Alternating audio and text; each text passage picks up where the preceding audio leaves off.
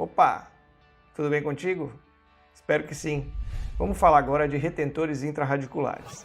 Nesse vídeo eu não vou falar da técnica específica de colocação dos retentores intrarradiculares. Isso aí você encontra com facilidade e muito bem explicado em outros vídeos. O que eu quero falar para você é o que nem sempre se comenta, a respeito da biomecânica relativa a cada tipo de pino, para que você tenha mais segurança e previsibilidade na escolha dos pinos que você vai utilizar em cada caso específico. Tá certo?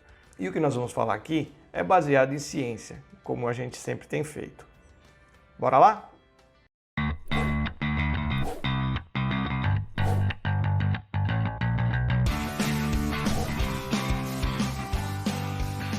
Nesse primeiro vídeo nós vamos falar da biomecânica relativa ao remanescente dentinário, quantidade do remanescente dentinário e as limitações que alguns tipos de retentores oferecem. Na verdade, em que situação eu utilizo? É uma dúvida recorrente. Muita gente acredita que o pino ou o núcleo, eles vão reforçar a raiz, dar mais resistência à raiz após um tratamento endodôntico, o que não é verdade. A função do pino não é reforçar a raiz. Muitas vezes ele até a enfraquece, a depender do preparo que é feito. A função do pino é reter o material da restauração, seja ele qual for. Seja ele uma prótese ou uma restauração direta, a função do pino é reter. O próprio nome já diz, o retentor, ele tem essa função. Quando eu penso em utilizar um retentor, quando eu planejo a utilização de um retentor, eu tenho que pensar nessas condições. A correção das condições anormais que eu visualizo num elemento ou em vários elementos, né? Para que a restauração seja parcial ou total, envolvendo os retentores. O restabelecimento funcional do sistema, muitas vezes a gente lança a mão de utilizar um retentor ou vários retentores para que a gente consiga melhorar a função para o paciente. Isso é de fundamental importância. A manutenção dos órgãos dentais, obviamente, se eu posso manter um dente, eu vou lançar a mão de um retentor para manter aquele dente e não extraí-lo. A prevenção de ofensas posteriores, quando eu já vejo que alguma coisa vai acontecer, se eu não mudar a inclinação daquele dente, vai agredir o periodonto com o passar do tempo, então eu já planejo utilizar um retentor ali. Restabelecer o tônus muscular também é uma coisa muito importante, está aliado aí ao restabelecimento da função do sistema mastigatório. Restauração dos tecidos de suporte, como eu falei, algumas vezes a gente muda a inclinação de um dente, porque a força que atua sobre ele muitas vezes vai prejudicar, vai causar uma reabsorção óssea, a depender da inclinação do dente. A estabilidade oclusal, que é obviamente o que a gente sempre procura, e a estabilidade biomecânica. Isso é importante a gente dizer. Quando o endodontista finaliza o tratamento endodôntico e já faz a cimentação de um pino de fibra, por exemplo, ele minimiza muito a chance de recontaminação desse canal durante os procedimentos protéticos. Isso é verdade. Mas nem sempre a gente quer utilizar um pino de fibra. Então, nesse caso, a gente vai precisar fazer os procedimentos protéticos de moldagem, preparo do conduto, e para isso a gente precisa utilizar uma solução desinfetante para que não haja a recontaminação desses canais radiculares durante os procedimentos protéticos. Isso é muito importante. E a preconização aí é irrigar com 5 ml de hipoclorito a 2,5% ou a clorexidina a 2%. E deixar esse produto permanecendo no canal, ali no conduto, por 5 minutos. Isso é suficiente para demonstrar aqui, como esse trabalho mostra, a atividade contra Enterococcus fecalis, que é uma bactéria difícil de eliminar. Mas se a gente consegue, com esse protocolo, eliminar essa bactéria, é seguro a gente utilizá-lo para os procedimentos protéticos, durante os procedimentos protéticos. Bom, os princípios dos preparos em prótese fixa são os princípios que vão nortear todo o nosso trabalho dentro do conduto radicular para a colocação dos retentores, sejam eles quais forem. A preservação da estrutura dental é o que vai aumentar a resistência da raiz. Quanto mais dente eu preservo, mais resistente ele permanece. Quanto mais eu removo de estrutura dentária, eu vou enfraquecendo a estrutura restante. Retenção e resistência são duas coisas muito importantes também, a gente vai falar mais para frente. A durabilidade da estrutura, eu preciso mantê-la, a integridade das margens e a preservação do periodonto. Isso é o que vai nortear o preparo em prótese fixa, seja ele qual for. E dentre os preparos, dentre os diversos tipos de preparo, nós estamos falando dos retentores, dos preparos intrarradiculares. Retenção e resistência são coisas diferentes na realidade. A retenção, ela impede que a sua restauração, seja ela qual for, e aqui nós estamos falando dos retentores intrarradiculares, a retenção impede que ele saia pelo eixo de inserção. Então ele vai estar retido no remanescente dentário, ele não vai sair pelo eixo de inserção, pelo qual ele foi colocado. A resistência, ela impede o deslocamento do retentor durante a ação das forças oclusais, forças oblíquas. Então, retenção impede a saída pelo longo eixo, pelo eixo de inserção. E resistência impede o deslocamento durante as forças oblíquas, forças oclusais. A utilização de pinos com a intenção de restaurar coroas tem registro de mais de 250 anos. É interessante, eu coloquei aqui um histórico, só para a gente ter uma ideia, em 1728 já se falava nisso, né? Pierre Fauchard, um francês, lá, usou o que ele chamava de tenons, que eram pinos de metais feitos de ouro ou prata na época e parafusados dentro das raízes. Tem uma ilustração aí. Né? E ele cimentava com um cimento que ele aquecia, chamava mastic.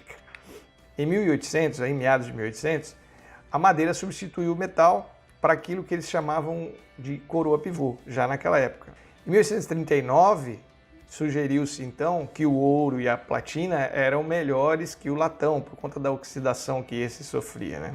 Em 1849, algumas mudanças aí, mas o que é importante ressaltar aqui, que foi em 1849 que se propôs inicialmente os princípios das dimensões dos pinos, coisa que a gente vai falar bastante, que tem muito a ver com a biomecânica. Isso surgiu lá em 1849. Em 88, a Richmond Crown, que ficou conhecida, bastante famosa posteriormente. Em 1930, surgiram então os núcleos metálicos fundidos, desenvolvidos para substituir as coroas retidas como uma peça única, né? O pino e coroa numa peça única. Então foi em 1930 que a gente começou a utilizar os núcleos metálicos fundidos. Em 1960, para minha surpresa também, já se falava aí nos pinos pré-fabricados. Por que para minha surpresa? Porque aqui no Brasil a gente demorou muito para ter acesso a isso daí. Foi na década de 80, se não me engano, que a gente começou a ter acesso aos pinos pré-fabricados, esses metálicos mesmo, né? Mas em 1960 já se falava, inclusive, dos pinos de fibra de carbono. Em 90 surgiram aí, então, os pinos de fibra de vidro, que são semelhantes aos que a gente tem hoje no mercado. E em 96 começaram a surgir os pinos feitos de materiais estéticos, zircônia e daí para diante IMX, e hoje se utilizam uma infinidade de materiais para a confecção de pinos estéticos. O que a gente tem que considerar então no planejamento biomecânico, né? A qualidade do preenchimento da obturação do canal é fundamental. Se o canal não estiver bem obturado, a gente nem pode iniciar um procedimento protético naquele canal, é preciso retratar. A ausência de lesão periapical, por motivos óbvios, né, de furca ou de reabsorções, isso aí a gente tem que avaliar, as reabsorções ósseas. É muito importante a gente ter um dente bem inserido para que a gente possa ter, biomecanicamente falando, a sobrevida desse retentor e da restauração que vai ser colocada sobre ele. Limite apical não pode estar muito distante do forame, né? A existência de canais não tratados, se existir, é necessário tratá-los. Comprimento, forma e inclinação de raízes, que é o que vai determinar a possibilidade ou não da utilização de determinados tipos de pino. Forma e espessura das paredes do conduto. E o nível de inserção óssea. Esse fundamental, porque quando a gente fala de biomecânica, a gente tem que falar do nível de inserção óssea da raiz. Preparo do remanescente coronário. A quantidade do remanescente é que vai ditar o tipo de pino que eu vou escolher. Vamos lá. Pegoraro diz no livro dele que o batente tem que ser plano, com espessura maior que 1 milímetro e perpendicular às forças verticais. Então a gente está falando dessa região aqui, ó, do batente apical, né? Bem aqui, ó, plano, como mostra a ilustração. E aqui 1 milímetro de espessura. Se ele não tiver 1 milímetro de espessura, Ele está fora dos padrões. Por quê? Nós vamos entender daqui para frente. Mas esse 1 milímetro de espessura e o batente plano garante que as forças aplicadas sobre o retentor vão ser distribuídas no longo eixo da raiz. Dessa maneira como a ilustração mostra aqui. Ó. Veja aqui um exemplo de um dente, um preparo. Olha o batente aqui, ó. Batente plano. E aqui a colocação do núcleo metálico sobre esse preparo aí. Se o batente tiver uma espessura inferior a 1 milímetro, que é o que a gente está visualizando aqui, ó, muitas vezes ele termina até deixando o remanescente dentinário com um formato de cunha. Né? O que vai acontecer aqui? A força que é exercida sobre esse retentor, ela vai dissipar dessa maneira aqui. Ó. Ela se decompõe em força oblíqua, que vai gerar um efeito cunha nessa raiz. Aqui já vai ter uma tendência à fratura, porque esse tipo de dissipação de força não é o que a gente quer. Por isso é necessário que o batente seja plano para que a força seja dissipada da maneira mais adequada. O Pegoraro diz o seguinte: se a gente tem um batente com espessura menor que 1 milímetro, uma maneira de contornar o problema é fazer uma remoção de estrutura dentinária na parte interna, na porção interna da raiz, com uma caixa com 2 milímetros de profundidade, assim como está representado aqui na ilustração, para que a força se dissipe agora no longo eixo da raiz novamente, aproveitando essa região aqui como se fosse um batente, que a gente não consegue lá, a gente transfere para cá. Agora, é importante salientar, é difícil fazer esse preparo, é bastante complexo. Né? Você está trabalhando numa área onde a visualização não é a mais adequada, ainda com magnificação, e a espessura da raiz que a gente tem aqui muitas vezes limita esse tipo de trabalho. Mas é a alternativa que ele coloca no livro dele. Uma coisa importante quando se fala de retentor radicular, talvez a mais importante de tudo aquilo que a gente vai falar sobre a biomecânica dos retentores, é a férula, o efeito férula. O que é o efeito férula? Né? A férula nada mais é do que essa altura que existe entre o batente, essa linha superior, e o término cervical do seu preparo. Se você tem essa altura maior que 2 milímetros, o que diz o trabalho é que você pode utilizar pinos de fibra. Mas se essa altura é menor do que 2 milímetros, deve ser utilizado o núcleo metálico fundido. É isso que esse trabalho está dizendo e é isso que eu acredito também. A gente vai entender isso quando a gente for ver a biomecânica do pino de fibra. A diferença entre a biomecânica do núcleo e do pino de fibra. Mas é muito importante a férula, por quê? Porque posteriormente, quando a gente cimenta a coroa, o que acontece? A coroa abraça essa região, envolve a férula. Isso cria uma resistência muito grande para a dissipação de forças na raiz. As forças não vão dissipar de maneira oblíqua, porque estão abraçadas, envolvidas pela coroa. A absorção dessas forças pela raiz é muito mais eficiente quando eu tenho férula.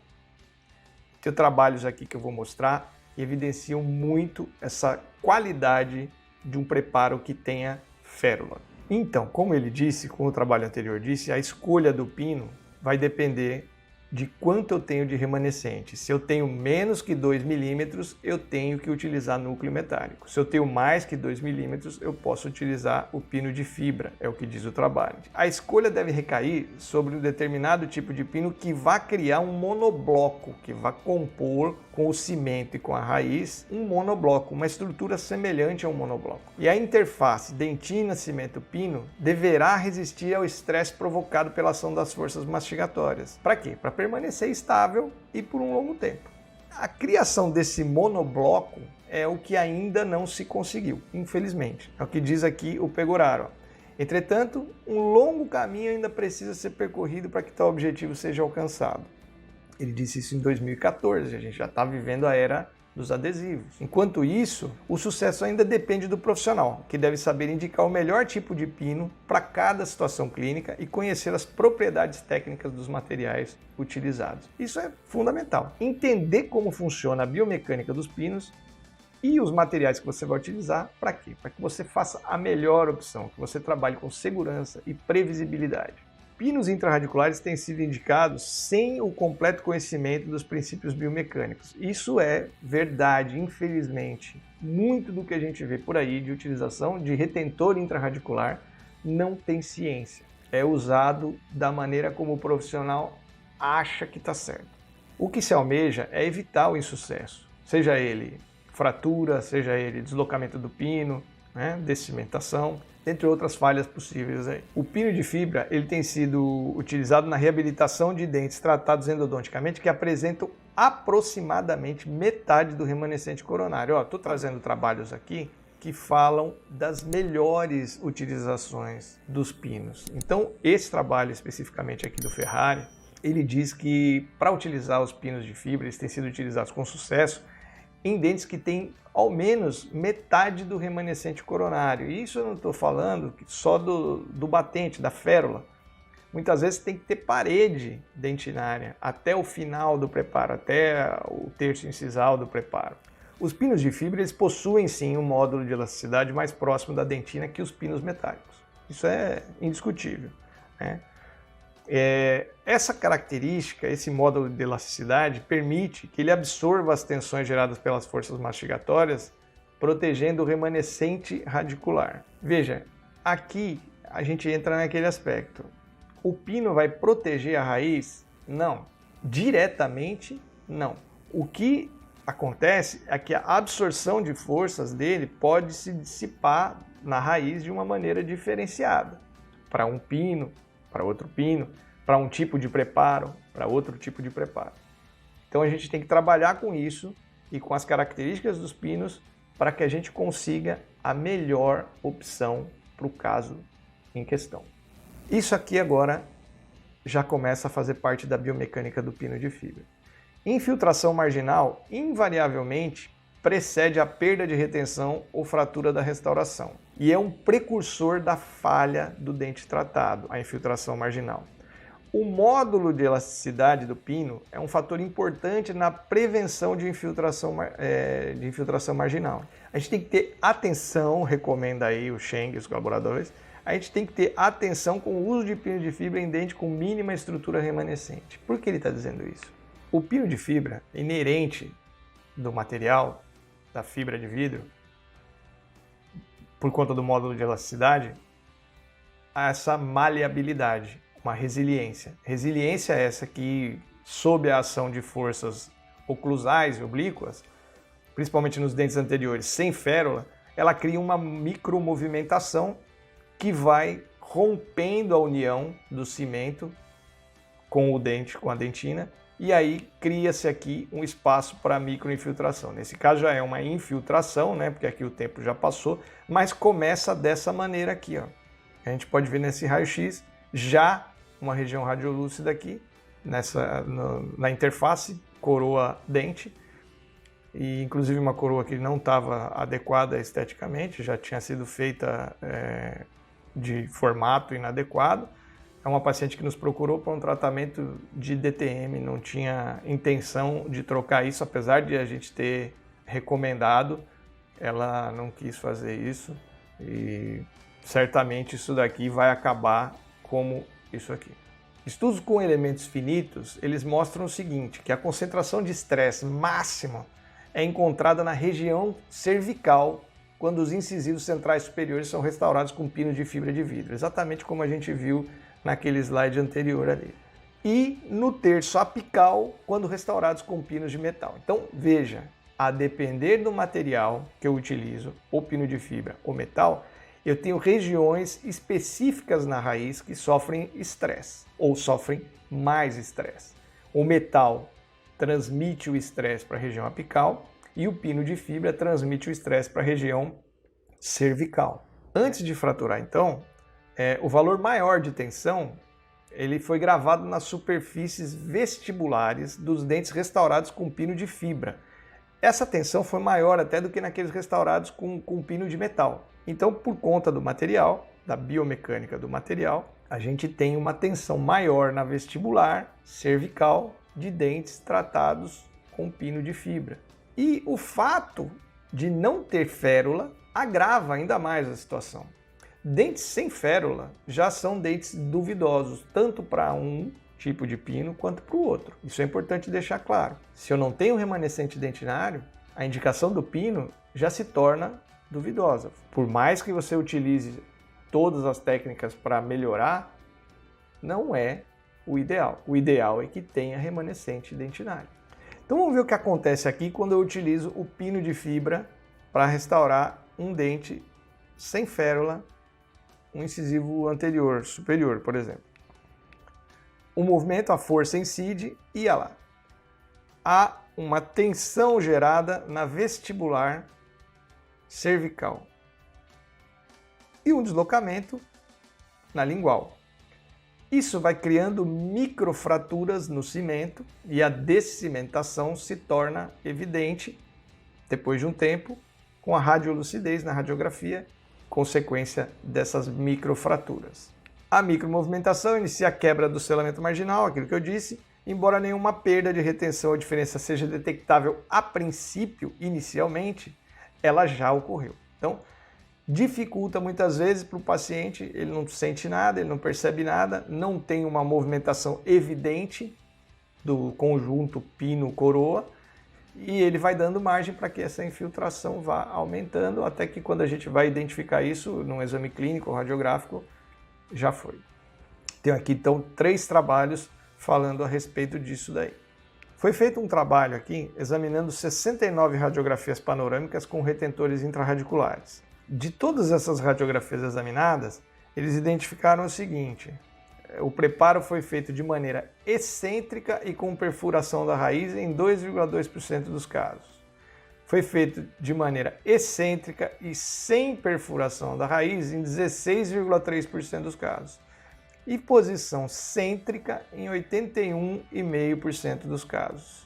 Pinos pré-fabricados, eles foram encontrados em 9,8% dos casos. Quer dizer o seguinte, 90% dos casos são pinos metálicos, são núcleos metálicos fundidos. E em toda essa amostra, 97% tinha comprimento menor que 2/3 da raiz, que é um dos princípios para a confecção de núcleos metálicos, ou de pino de fibra de vidro também, são princípios biomecânicos. Então, veja a quantidade de retentor feita fora do padrão, 97%. E o desejável foi encontrado em 3%. Tá? Nesse trabalho foram examinados 500 dentes com núcleos metálicos fundidos em radiografias periapicais. Eles avaliaram o quê? Critérios endodônticos e protéticos. Vamos ver, a princípio, os achados em relação aos critérios endodônticos. A presença de tratamento endodôntico, então, eles encontraram em 94,6% dos casos. Aqui em vermelho é o oposto, é o que não foi encontrado, só para facilitar. A ausência de lesão apical em 67,2%, ou seja, 32,8% tinham lesão apical. Colocaram o pino e tinha lesão apical. É uma chance. Colocaram o pino, a lesão apical apareceu posteriormente. É outra chance. O fato é que foi encontrado 32,8%. Remanescente obturador a 2 milímetros do ápice, um limite já alto. 30% dos casos não tinha essa condição. Comprimento mínimo de 3 milímetros, isso é do restante, do remanescente do tratamento endodôntico, que tem 3 a 4 milímetros ali. 21% dos casos não tinha esse comprimento mínimo. A ausência de espaços vazios na endo. São imagens radiolúcidas que comprovam a não compactação do material obturador. 50% dos casos, aproximadamente, com esse probleminha, tá? Então, esses os critérios endodônticos. Eu estou mostrando isso aqui para você perceber o seguinte: o que a gente vê por aí, o que os trabalhos mostram, é que os pinos, os retentores, eles são utilizados muito aquém do padrão que a ciência exige, tanto do ponto de vista endodôntico quanto do ponto de vista protético. Vamos ver agora os mesmos 500 dentes com núcleos metálicos fundidos avaliados sob a ótica dos critérios protéticos. Comprimento do pino maior ou igual a 2/3 da raiz, com uma margem de segurança de 1 milímetro aí. 74% não cumpriu essa condição. Ausência de espaço vazio na prótese. O que é? A distância do pino até o remanescente da obturação. Então, esse espaço vazio aí a gente não quer que exista. O pino tem que encostar lá no remanescente da obturação. Então, em 59% dos casos, isso não acontecia. Diâmetro do retentor, 1/3 da raiz, com uma margem de segurança aí de meio milímetro, para mais ou para menos. 21% dos casos, isso não acontecia. Relação do pino com a crista óssea. Eles avaliaram aqui que metade do pino tinha que estar inserido na crista óssea, né, no nível ósseo. E veja, 14,6% não estava. Pino segue a direção do conduto. 11,6% não estava. Uma perfuração excêntrica, com ou sem perfuração, eles não especificaram.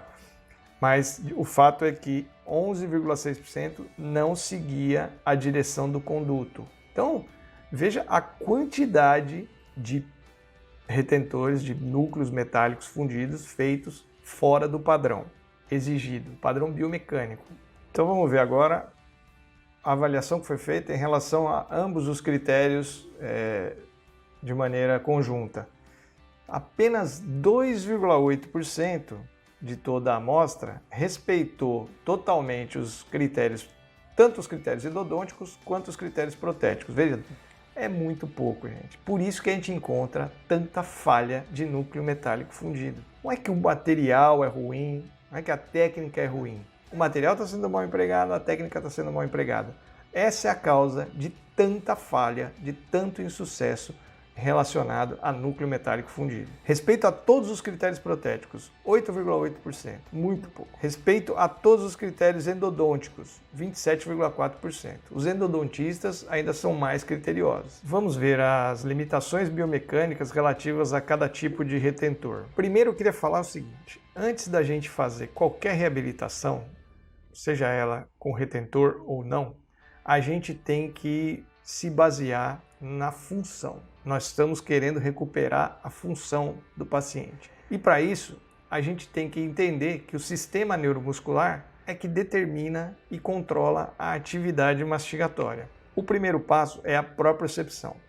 Nós temos a propriocepção periodontal, os receptores periodontais, os proprioceptores em cápsula articular e tendão e os proprioceptores dentro do músculo esquelético, no fuso neuromuscular. Esses são os receptores sensoriais. Eles passam a informação que chega no núcleo motor, que determina a atividade muscular e controla a dinâmica da articulação. Então, esse é o caminho, de uma maneira bem resumida, para a gente entender que depende da propriocepção para chegar no final lá, no ciclo, na dinâmica articular. Então, se eu não tenho a propriocepção, se eu removi uma raiz, se eu não tenho a propriocepção periodontal, eu fico com menos propriocepção. Eu fico só com a propriocepção na cápsula articular e na musculatura.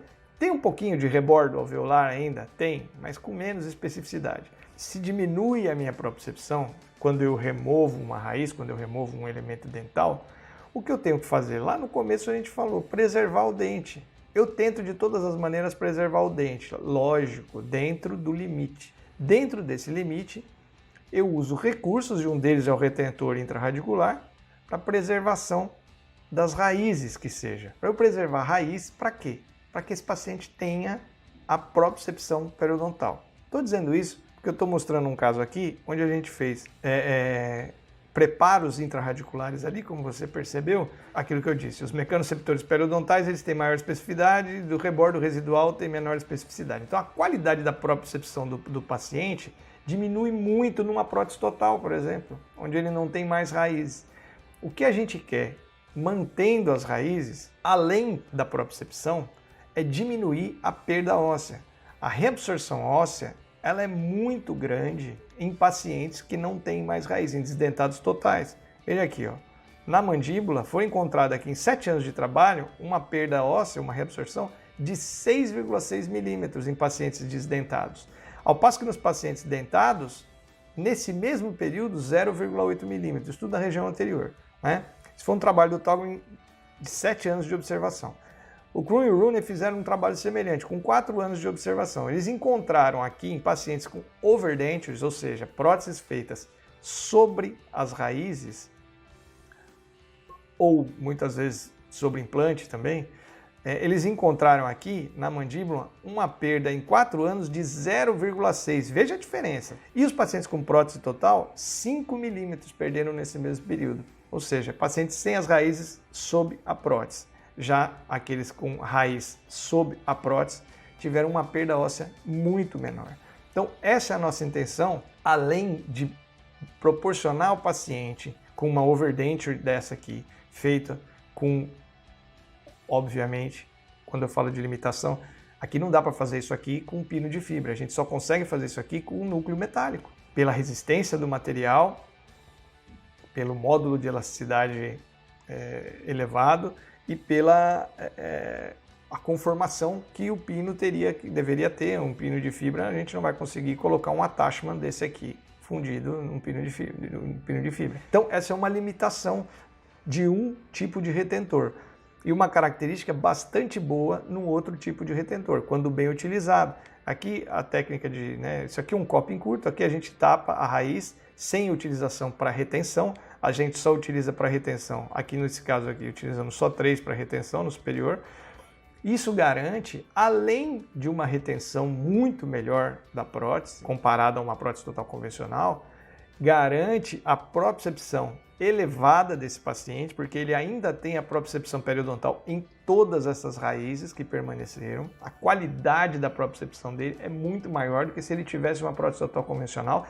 E ele preserva osso para que um dia, daqui a um tempo, ele decida extrair essas raízes e fazer implante, conseguir fazer implante, quando ele tiver condição financeira, se for o caso, não sei exatamente o motivo, mas isso preserva osso. Como você viu aí nos trabalhos, diminui muito a reabsorção óssea. Outra limitação que tem o pino de fibra de vidro é o fato dele ser um retentor feito de maneira direta. Os núcleos metálicos podem ser feitos de maneira direta?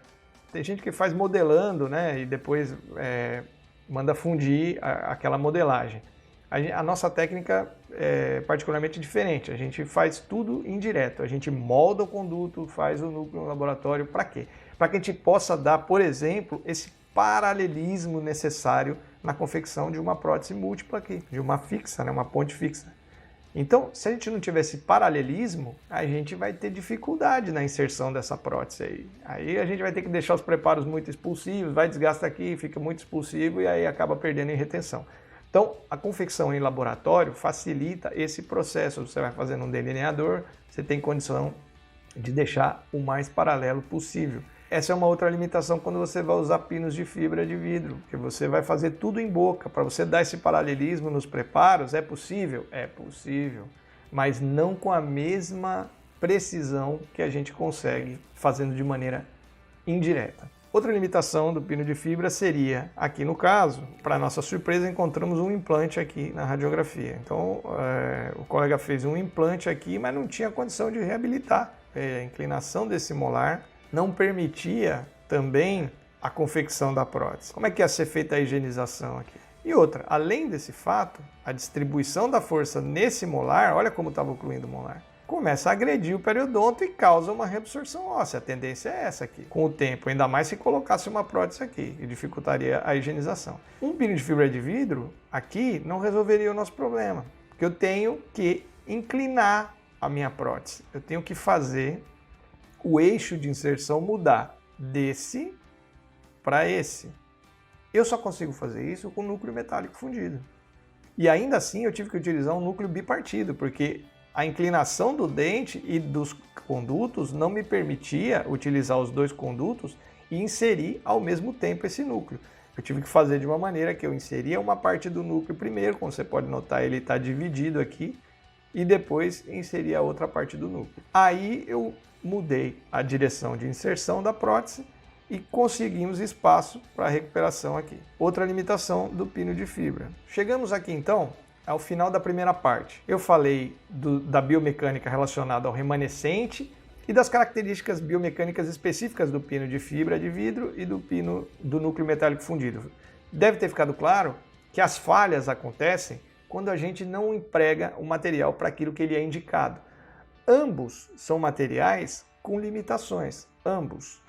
Então eu preciso entender as limitações para indicar o uso para os meus casos clínicos. Se eu não conheço essas limitações, eu corro o risco de indicar mal sem saber que estou fazendo isso. No próximo bate-papo aqui sobre retentores, nós vamos falar aí da biomecânica dos preparos intrarradiculares, propriamente ditos, e de como evitar falhas na cimentação, que são bastante comuns também em decorrência do material, a sensibilidade da técnica de cimentação. Se você gostou do vídeo, se você acha interessante o assunto, se você acha que isso pode ajudar alguém que você conheça, compartilhe, curta aí, deixe o seu like, faça um comentário, tire suas dúvidas. A gente está aqui para tentar ajudar, a gente está aqui para dividir experiência.